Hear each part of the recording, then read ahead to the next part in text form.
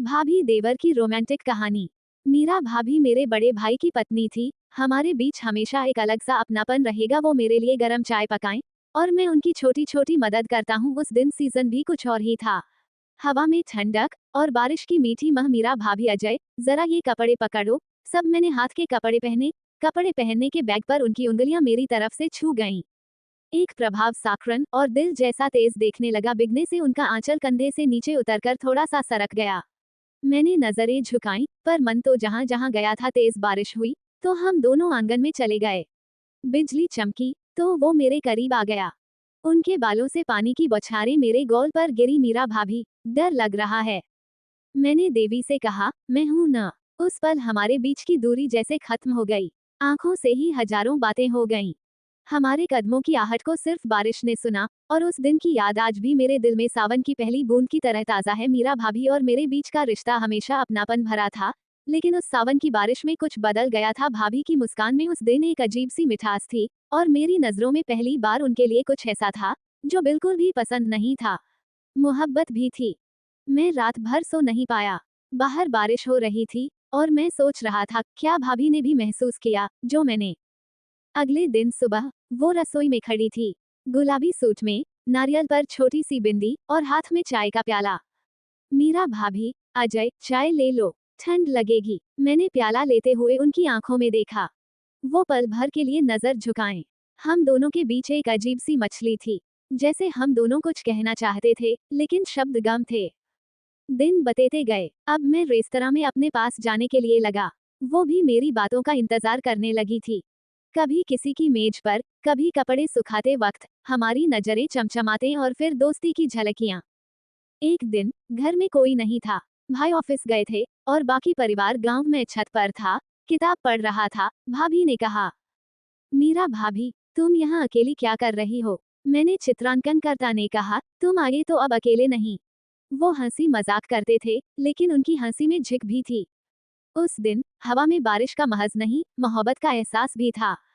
उस दिन शाम को बारिश फिर से शुरू हो गई थी। आसमान में काले बादल थे, हवा में ठंडक और आंगन में गिरे हुए दोस्तों की आवाजें।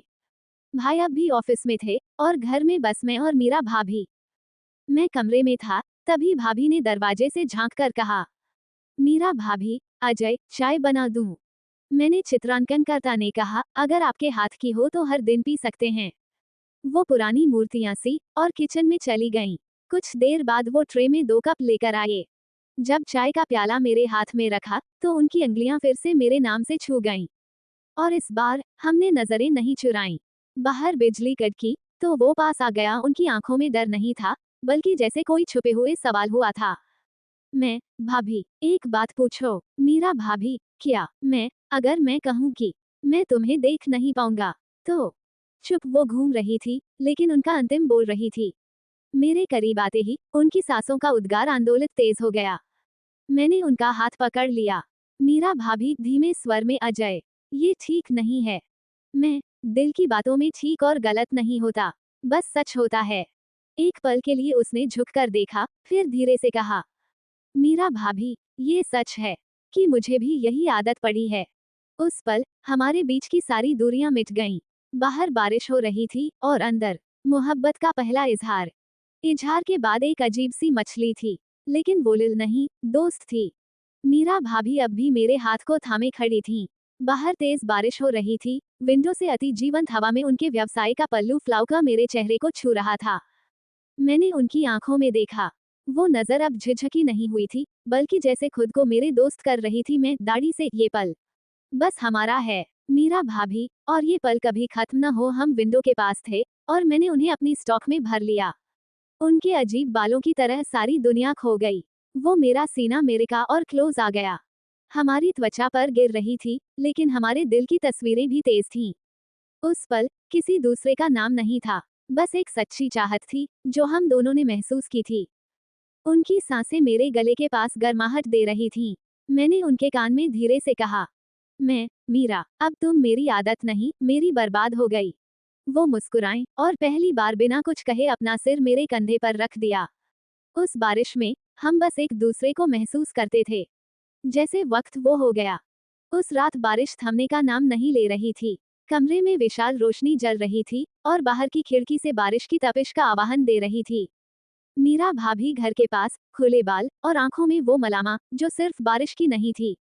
मैंने धीरे धीरे उनके पास से कहा, मैं, भाभी, आप कुछ कह नहीं रही हो, लेकिन आपकी ये सब बोल रही हैं। मीरा भाभी करारा स्वर में, तो सुन लो अजय, मैं भूखा हूँ। मेरे कानों में उनके ये शब्द बिजली की चमक की तरह चमकते हैं। मैंने उनका हाथ पकड़ लिया, तो उन्होंने मेरी खातिर को खत्म कर लिया, जैसे अब कोई नहीं चाहता। मैंने उन्हें अपनी ओर से चुना और वो बिना विरोध के अपनी आवाज से लग गए। उनका चेहरा मेरे गले के पास था और उनकी दृष्टि मेरी दृष्टि से झलक रही थी। मीरा भाभी, अजय, मुझे डर है, कहीं ये पल खत्म न हो जाए। ये पल खत्म नहीं होगा। मैं इसे हमेशा जी कहूंगा।